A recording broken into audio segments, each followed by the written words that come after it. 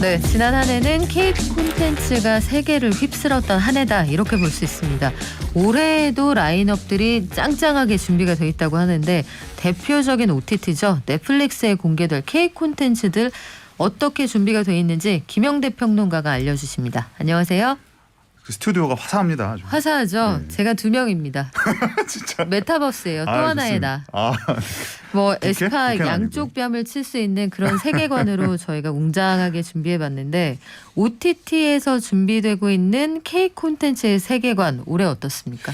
뭐 지금 사실 가장 우리가 관심 갖고 있는 OTT라고 하면 역시 넷플릭스를 들 수 있을 것 같아요. 근데 넷플릭스가 작년에 오징어 게임으로 엄청난 정말 큰 재미를 받지 않습니까? 오징어 게임의 시청 시간을 보니까 95%가 해외에서 발생했다 그래요. 이게 뭐냐면 우리 지금 한국 컨텐츠를 얘기하고 있지만 넷플릭스 입장에서 보면은 이 한국 컨텐츠를 가장 많이 전 세계로 지금 팔 수 있는 그런 대박 상품이라는 얘기거든요. 그렇기 때문에 앞으로 사실 넷플릭스가 지금 발표하고 있는 뭐 국내 라인업들, 뭐 어떤 드라마가 제작이 되겠다, 어떤 영화가 제작되겠다 이것이 우리만의 관심사가 아니라 지금 사실은 세계적인 관심사가 됐습니다. 그래서 얼마 전에도 이례적으로 사실은 뭐 외신 그 기자회견에서 넷플릭스 그 CEO가 네.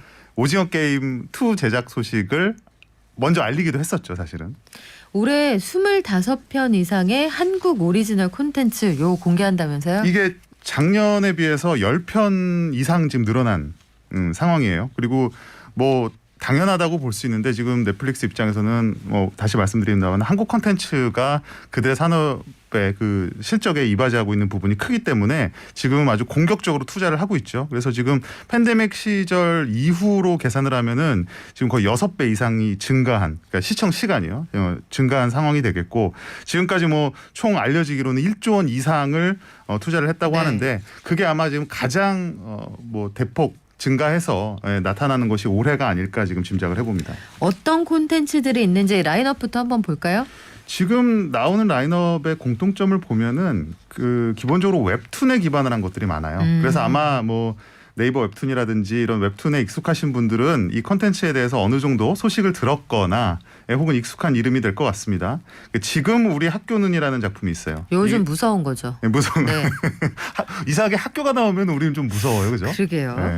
근데 이게 좀비물 플러스 학원물, 요걸 이제 결합한 형태가 될 건데 이제 뭐 예상할 수 있는 그런 내용이죠. 네. 학교에 이제 좀비 바이러스가 퍼져서 거기에서 뭐 사투 살아남는 이야기가 될 것 같고 그리고 이제 제 개인적으로 기대하고 있는 거는 역시 김혜수 씨가 주연을 하게 되는 이제 소년 심판이라는 작품인데 이거는 또 이례적으로 이 소년범들의 이야기 그리고 이제 소년 형사합의부 판사들 과 이제 벌어지는 그런 법정물이 되겠습니다. 이것도 뭐 흥미로울 것 같고요. 또 하나 이제 웹툰 기반 작품이 있어요. 안나라 수마나라라는 작품인데 어느 나라 말이에요?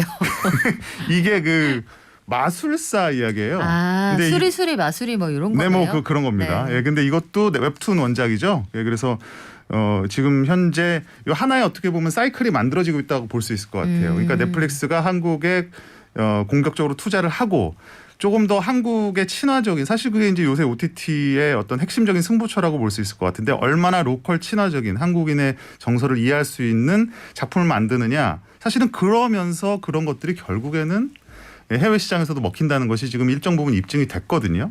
그래서 이것들을 이제 원소스는 웹툰에서 우리가 찾아서 이것들을 넷플릭스의 자본력과 어떤 기획력과 결합을 시켜서 지금 이제 오리지널 콘텐츠를 만들겠다. 이런 이제 의도죠. 이런 거라고 볼 수 있겠고요. 뭐 그 외에도 그 뭐 잘 알려진 시리즈죠. 종이의 집. 네, 한국 리메이크 판이죠. 네. 공동경제구역. 그러니까 종이의 집 공동경제구역이라는 작품. 공동경제구역. 어디서 많이 들어본 것 같은데. 요거는 약간 키치한 느낌이 좀 있네요. 네. 어떤 의도인지는 네. 잘 모르겠습니다만은 아무튼 뭐 흥미로울 것 같습니다. 그 외에도 뭐 최근에 많이 뭐랄까요 각광을 받고 있는 포맷이라고 할 수 있겠죠. 연애물, 리얼리티죠. 네. 네, 그런 거 썸바디 연애대전 이런 것들도 지금 라인업에 이름을 올리고 있습니다. 그래요. 이거 어떤 방향으로 나올지 모르겠는데 웹툰으로 한번 검증을 받아서 좀 믿고 간다 이런 측면도 있는 것 같아요. 내용은 확실하죠. 네. 그래요. 오징어 게임 시즌 2 요거는 그 감독도 합니다까지는 확인을 했어요. 요거 제작이 확정된 거죠? 그렇습니다. 이게 작년에 그 4분기 실적 발표가 있었는데 이때 오징어 게임 2 만들어지느냐 예, 그러니까 이 테드 서란도스라는 그 CEO거든요. 뭐라고 대답할게요? 네. Absolutely라고. 아, Absolutely면은 긍정 중에서도 최상급이거든요. 완전합니다 이런 네, 얘기죠. 거의 뭐 완전 이런 네. 뜻이죠. 그리고 이제 황동혁 감독 역시도 시즌 2에 대한 요구가 있다는 거를 알고 있고 뭐 준비를 하고 있다라는 언지를 했었고 뭐 거의 뭐 확정이라고 보면 될 것 같습니다. 그러니까 제작 시기라든지 뭐 구체적인 내용 같은 경우 뭐 당연히 뭐 밝혀지지는 않겠지만 확실한 거는 성기훈은 돌아온다. 네, 이런 말은 했습니다. 그래요. 성기훈 그 미국에서 뉴욕타임스였나요? 그 라이징 스타라고 해서 한참 웃었습니다. 이정재 씨가 지금 라이징 스타로 돼 있더라고요. 기자가 그 이정재 씨에게 그 많은 돈을 네. 벌게 되면 어디에 쓰고 싶냐 이렇게 갖고 사람들이 비웃음을 샀었죠. 그렇죠. 그래요. 그 이정재 씨를 라이징 스타라고 생각한 미국 기자가 그런 외람된 질문을 하기도 했습니다. 같이 라이징 스타였던 분이 올리비아 로드리고 이런 분이죠. 그 10대 소녀. 맞습니다. 자, 넷플릭스에서 직접 제작에 참여한 영화들도 소개가 된다고요? 그렇죠. 뭐 그러니까 이 오리지널 드라마들도 있었고 근데 지금 이제 오리지널 영화들이 제작이 되고 있죠. 이게 지금 그 넷플릭스가 추구하는 방향성이에요. 그러니까 애초에 기획부터 제작부터 해서 넷플릭스가 오리지널로 제공하는 영화들까지 만들겠다 이런 포부인데 이제 슬슬 한 편 한 편씩 공개가 되고 있습니다. 대표적으로는 역시 또 웹툰 원작입니다.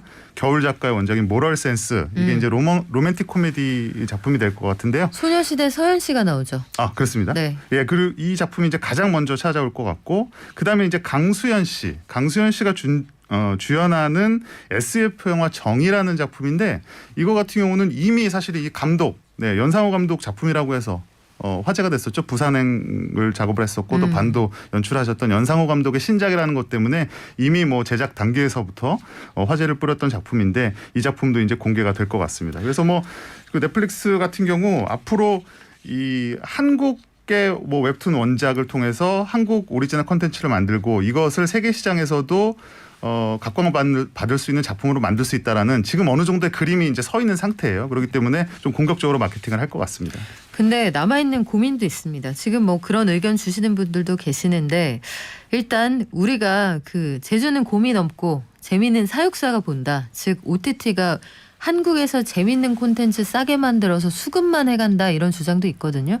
그 얘기도 있고 망사용료 요거 아직 정리가 안 됐어요. 이거는 어떻게 한답니까? 그 망사용료 같은 경우는 좀 애매한 부분이 있어요. 그러니까 넷플릭스의 입장은 본인들이 그 OCA라 그래서 이제 오픈 커넥트 어플라이언스라고 해서 그러니까 우리가 물류로 따지면은 본인들의 물류 창고를 이미 가까운 데에 만들어 놨기 때문에 우리가 추가적으로 거기서 발생하는 소위 배송료를 우리가 더 이상 지불할 필요는 없다. 네. 그리고 자신들이 사용하는 대역폭이라는 게 있지 않습니까? 이 망에. 근데 그 대역폭에서 자신들이 차지하는 비율이 3-4%밖에 안 된다. 그리고 기존의 인터넷 서비스 업체가 제공하는 망에서 우리만 사용하는 건 아니지 않냐. 이런 식의 이제 변명을 하고 있는 건데 뭐 SK 브로드밴드나 이런 인터넷 제공 업체 입장에서는 어쨌든 본인들이 그동안 구축해 왔던 이런 망 그리고 넷플릭스 같이 어떻게 보면 동시 접속자가 많고 그리고 특히 무겁잖아요. 콘텐츠가. 그렇습니다. 신작들이 한 번에 발표하기 시작하면 또 접속자가 많이 몰리게 되는 이런 특성을 감안했을 때 망사용료를 부담을 하지 않고 빠져나가겠다는 거는 변명에 불과하다라는 이런 지금 어떻게 보면 의견이 상충하는 지점이 있고요. 또 그에 맞추어서 사실 최근에 넷플릭스가 가격을 기습 인상을 올렸잖아요. 했습니다. 네. 네, 그렇습니다. 그래서 지금 13,500원이에요. 이게 프리미엄 요금제 같은 경우는 17,000원이 가고 있습니다. 그런데 이 프리미엄 그러니까 고급 고화질이죠. 요 기준으로 했을 때 국산 OTT들 뭐 웨이브나 이런 걸 기준으로 봤을 때는 한 3-4,000원이 비싸거든요. 그러면 과연 이렇게 어떻게 보면 경쟁이 심해지고 최근에 디즈니 플러스 같은 OTT가 진출했는데도 어떻게 이렇게 배짱 있게 올릴 네. 수 있냐는 사실 분석도 있거든요. 어떻게 배짱이 있는지는 제가 그 답을 갖고 있어요. 거기에 한소희가 있거든요.